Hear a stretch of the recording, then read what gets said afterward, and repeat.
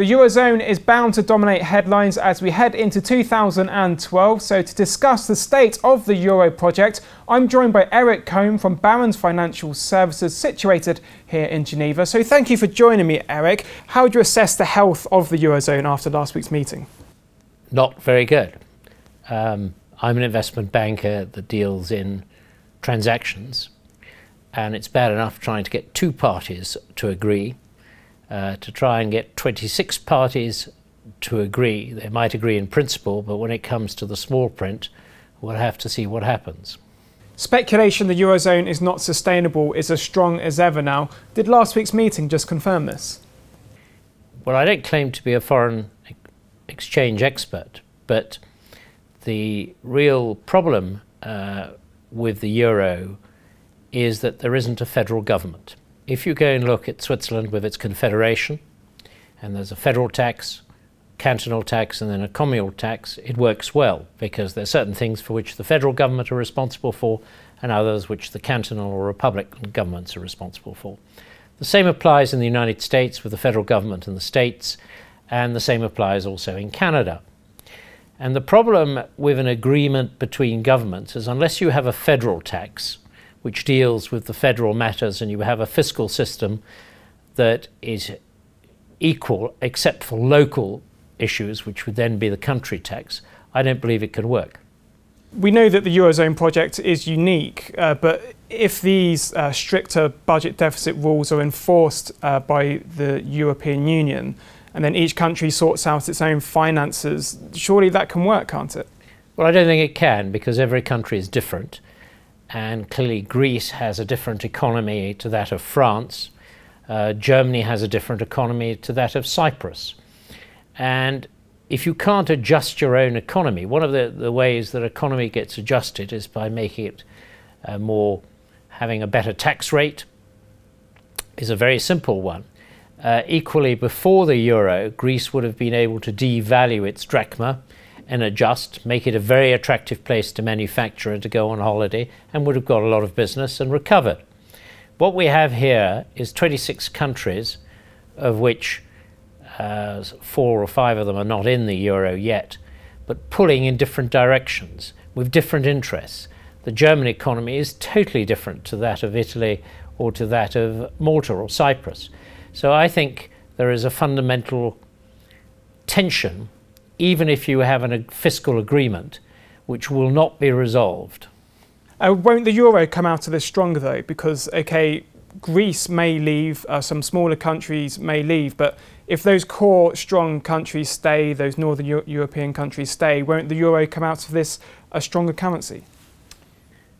Well, I don't think so. I think the real danger is that this is like a leaking bath with a lot of holes. You plug one and another one appears. And I think that the real danger is that they will spend a huge amount of money trying to repair the bath, and they won't succeed. I hope they do, because certainly it's easier transacting in Europe with one currency. But if you look at the logic and the basics of it, unless there is a federated Europe with a European government setting guidelines and certainly fiscal policy, I think it is going to have great difficulties. David Cameron decided to step away from these proposals put forward by Angela Merkel and Nicolas Sarkozy. Do you think that he's going to end up being the only one who rejects these ideas, or do you think more will actually follow him? Well, I think there are two things. First of all, there are 4 countries that have said they cannot agree to it. They'd like to, but they have to go to their own parliaments. I suspect certainly the Swedes and probably the Hungarians and the Poles, when they look at it, will be very concerned and may not agree to it. Apart from that, the fact that Cameron has stepped away doesn't mean anything, because whilst you have these 26 people trying to reach agreement, there may be difficulties along the way, and in the end it either falls apart or even Mr. Cameron steps in again and they are prepared to take some of his views. I think it's a very early days. This was a headline meeting without the detail. In most countries, or certainly in the British Commonwealth countries, yes, Minister is alive and well, and I'm sure the civil servants will have some effect on this agreement. I think the one thing we can agree on is that in 2012 we'll still see lots more turmoil in the Eurozone.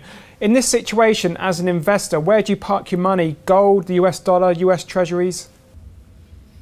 Well, as I'm not a currency trader, I don't give advice, but I would suggest that obviously the normal safe havens of gold seem to have been pretty good up till now.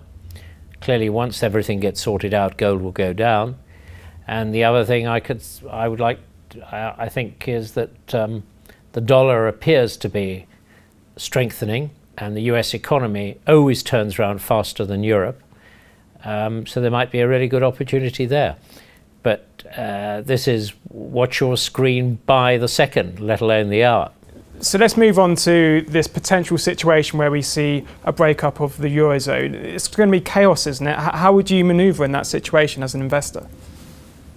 Well, I don't think if they decide that the Eurozone won't work, it will be chaos. I think that certain countries may stay in the Euro where their economies are pretty well balanced, and other people will step back to their own currency. It will be difficult because how do you work out the exchange rates? People will have some debts in Euro.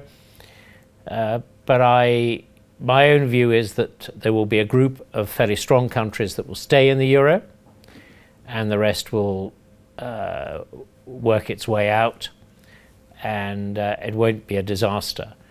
Clearly, the other alternative is that the countries all agree that they need a federated government, and certainly not all of the 26 will join a federated government. But those who do, I think then the Euro might work.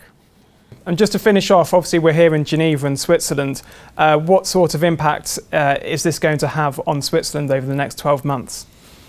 Well, I've lived through 2 or 3 turmoils of currency, mainly with the dollar in Switzerland. And my own view is that Switzerland always finds its way through it. Its sort of products and services are slightly affected by a higher Swiss franc, but people really come to Switzerland or buy their products because of better precision, better quality, better service. And the rule is that people go for that even in a recession. I mean, there is one, I won't name it, but there's one car company that operates worldwide. Whenever there's a recession, it does very well.